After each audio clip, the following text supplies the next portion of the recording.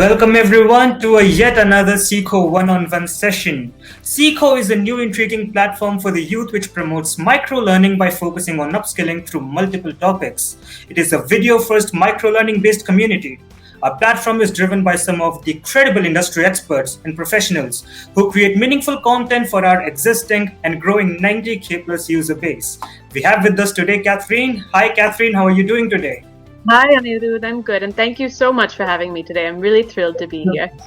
Big pleasure, Katherine. To introduce Katherine, people, Katherine Ernst Mehta is the CEO and founder of Advanta Consulting, also the co-founder of ExtraView, where she works with international high school students across India, Singapore, Indonesia, and the UK to help them navigate through the US undergraduate admission process and gain admission to their best fit colleges.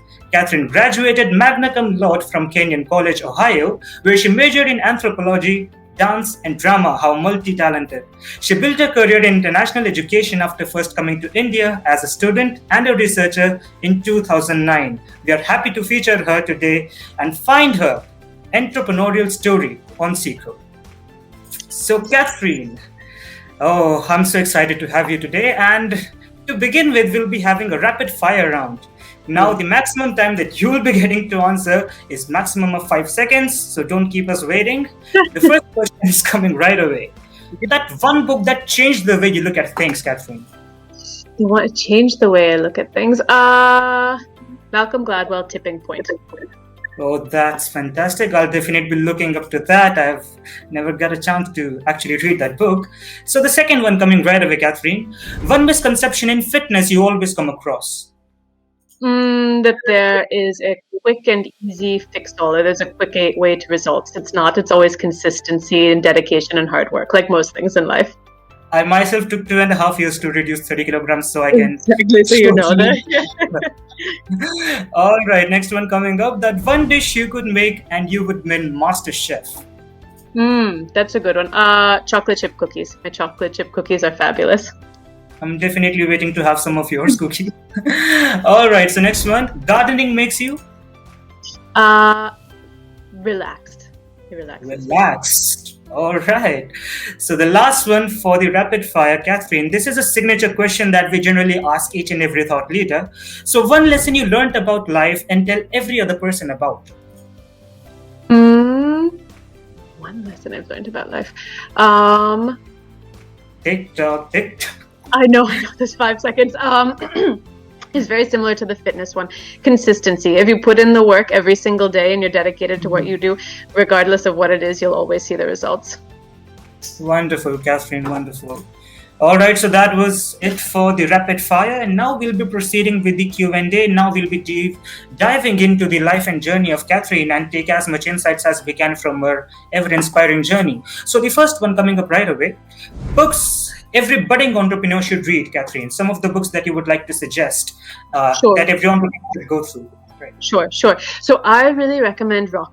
It's one where it talks about sort of the journey of an entrepreneur, and that as an entrepreneur, you might be a visionary, but it's not until you find that counterpart, whether it's a co-founder, whether it's someone you hire along the way, but that person who's sort of the integrator, who makes things, they help push the vision forward. And it's when you have that combination of the two that then, a project can really take off and it can accelerate. So that one has been, as someone who tends to at least start projects independently, that one gave me a lot of helpful insight about the value of finding a partner or building a team who sort of complements the skills that you already have and bring and can help a venture really accelerate. So that was one. The other one that I subscribe to and that I swear by is, it's not a book, but there's an author, Robert Glazer, and he does this email series called Friday Forwards. So every Friday you get sort of a quick little newsletter in your inbox. I found that one really inspirational in terms of motivation, in terms of seeking purpose, in terms of just how to build and effectively lead a team. And so he's authored a few books as well. So Robert Glazer, anything by him, I would highly recommend. All right, Katherine, some of the most interesting books that you mentioned. All right, so second question coming your way, Katherine. Does education really matter to one's success? How far do you believe education matters if one is traversing the path and is, going to its ultimate destination? Yeah, I think that's a great question. So I think education is really important, but perhaps not in the way that everyone envisions. It has less to do with your grades. We hear all of these stories of toppers who then after that you don't really know what they go on to do, and as opposed to these college dropouts who then go on to do fantastic things. So I think education is important to success, but it shouldn't be measured by grades alone. Instead, education is valuable in overall success in building, skills like critical thinking, analytical skills, curiosity. That curiosity that comes from a good education is fundamental to a person's future success, as well as looking at things like who's the community that you meet, what's the network that you build. So sort of looking at a well-rounded education, I think, is really important in that regard to one's success. Of course, we have some very interesting figures as live examples who are college dropouts and yet very successful entrepreneurs today. We have Mark Zuckerberg, for an instance. All right, Katherine. So next one, why is education counseling important? I think at the point when I'm usually working with students, they're about to make really important life decisions, where they'll study, what they're going to study, that shape their future. So I think there to have not only a guide who's helping the students sort of find those answers, find what's the best path for them, but also someone who's acting as a mentor and coach, pushing students to say, I want you to become the best version of yourself. I think that that's a really important role of an education counselor. So basically educating the person about him or herself, that what he can achieve or exactly. what she can. Yeah, what their options are, but also what they are capable of doing, and then pushing them to sort of meet those targets. Great, Katherine. So fourth question coming is, important tips a successful education counselor should know. So I think at this point, the market is quite saturated. There are lots of education counselors out there. There are lots of options. So I think it's important to know what your USP is. What's the unique niche that you occupy as a counselor, and then you play to that. Because if you can know how to differentiate yourself within the market, then that's going to be a key selling point when you're talking to students, when you're talking to parents. I think that's one. The second is about being honest and sort of trustworthy. The whole relationship that you build with parents and students is based on trust. And so I think you need to be honest with them about, managing expectations early on, about expectations for what is expected from a student, what they're capable of. And I think that if you establish that in the beginning, then you create a very fruitful and productive working relationship. Right, Katherine. So how far have you seen in real life people having such tips giving out? Sorry, how have I seen that so far? Yeah. I mean, these are all things that I've learned along the way, whether it's through conversations with other counselors or just through the work that I've done. I found that these are the tips that I think are the two most important sort of keystones of my business as well: to be transparent, to be honest with people, and to know, what my strengths are as a counselor. All right. Great. So the next fifth question, how should students actually build their overall profile? We find a lot of students these days who are very confused. They're already getting into competitions and then internships, and they're absolutely bemused as to what things they have to do altogether to build a great profile. What tips do you have for them? Yeah, absolutely. And there's a lot out there, so it can seem like a really overwhelming process. I think first step would be to think about, what are you truly interested in? What do you enjoy doing? What's unique about you? Because then if you can find ways to capture that in your profile through the work that you're involved in, you're giving that a clear picture of that to university. So don't go chasing after every single competition and every single event. Choose the ones that are most interesting to you and where you have the potential to excel, and then focus on those. Because if you can build that depth, if you can build that focus, and if you can build a high level of achievement in those, then that's going to stand out, as opposed to a student who's done, two different things, but all at a superficial level. I would say that's the main thing, to focus on depth, achievement, and sort of, longevity or focus within certain areas.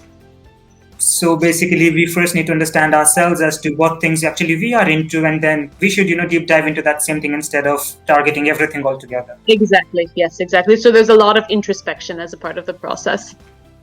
All right. So, Katherine, mistakes or hiccups that every entrepreneur should be aware of. I mean, what are the things that people should already keep in mind that, these are the things that where I can actually go wrong. So what are some of those things that we actually need to keep in mind? Sure, sure. So in the same way that I said, know your strengths and know how to sort of pitch that as your USP, as an entrepreneur, you should also know your weaknesses. And then as you're beginning to build your team, you hire to those weaknesses. So you build a team around you that can help to sort of complement where you think you might not have the most expertise, the most experience, or it may not just be an inherent skill, because then inevitably you're covering for those gaps so your team can excel. I think that's one. And I think the second can be to beware of perfectionism.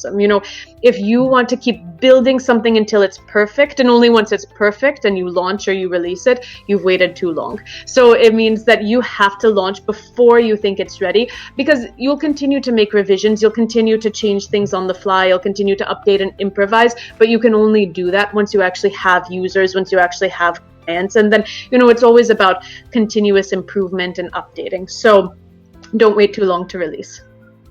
That's a wonderful lesson that you've given, Katherine. So, the second last question for today is that how can women attain work-life balance? That's a good one. And I think it's one that many people struggle with. So I think, one, it's important to know what that balance looks like for you as an individual, because I think everyone's balance is different. For some people, that balance means having weekends for family, having weekdays where they're going all out work-wise. For other people, it means finding that balance within the same day. So figure out what that balance is for you. That's first and foremost. And then after that, be very clear with your boundaries. Know that, this is when I'm going to devote to work time. This is when it's my family time. And then, you set those boundaries, be firm with them. In order to do that, you also need support. You can't find balance if you're trying to do everything and be everything all at once. So whether it means building a support team at home, people who are helping out with tasks there, building a support team at work that you also have. But having that support team in place is crucial in order to find a work-life balance for yourself. I'm definitely following that. I've not been able to do so in a long time. All right, Katherine. So last one. Oh my God. Oh, how quickly you've answered all those questions in such a crisp manner. I'm amazed how quickly this is ending. So what are the non-negotiable skills for women to lead? Something that they can totally compromise at. Yeah, I think one of them is knowing the value of your expertise and of your time. I think that women often struggle to, whether it's asking for promotions, whether it's asking for a salary that they think is reasonable, whether it's even the ability to say, no, I'm not going to do that because it's not, I don't see it as a good use of my time. I think it's something that women often struggle with. So know your value and don't be afraid to sort of insist on that value and know what your time is worth. An extension of that is being able to say no, and don't be afraid to say no. If it's something where you don't have the time for it, or it's something that isn't, you'd rather focus your time and energy elsewhere, or you'd rather delegate it to a part of your team, then be willing to say no. Don't take everything on yourself. And then finally, I would say just learning that art of self-confidence to have when you walk into a room, when you're stating your opinion, when you're putting forth your proposal, so that you can learn from looking at other, strong, inspiring women who are in the workplace, whether it's Sheryl Sandberg, whether it's Kiran Mazumdar-Shaw, looking at these really, really strong and inspirational females for your own inspiration to sort of bring that confidence in when you're also in the workplace. So basically, set aside some role models and never be overconfident. Absolutely. So all the list of questions has already ended, but I would love to learn some more from you. So one question from my side, if you'd like to answer. Sure. How is it actually like to work at an edtech company? Like, since we are also working, but we would like to know your perspective. Sure. So EdTech is really exciting, especially right now in India. There's a huge boom going on. We're seeing the market really increasing. I think that the pandemic has actually accelerated a lot of trends that weren't really supposed to take place until 2030 are taking place now. So in some ways, it's moving very fast. So in that sense, it's really exciting to be involved in EdTech. I feel like I learn something new every day. I'm speaking to people who are doing, like you guys, who are doing lots of really exciting, inspirational work. So it's great to see that and see sort of the pace of innovation that's happening. That said, I think that there are some things that sort of remain consistent regardless of which industry you're in. So whether you're in ed tech, whether you're working, in education, basic, school education, or just working directly with students. So I think, those basics of strong communication skills, of, learning how to work with a team and being able to do that well are even more important when you're working in a really fast-paced environment. So you need to have those basic skills down. And that's what I've seen that's sort of consistent across all industries, whether it's ed tech, whether it's anything else. But so it's been fun to sort of have that, have those consistent structures along with the fast-paced innovation that's going on right now. I totally relate to that working in EdTech. Yeah. So Katherine, time has actually flown today. I can't even imagine how quickly all the questions have ended, and you did fantastically. I'm actually pretty much inspired by the journey you've had so far. It was really interesting. It was very fun. I really enjoyed this interview. Thank you so much, Katherine. It was lovely to have you with us today, and thank you so much. All right. Thanks so much.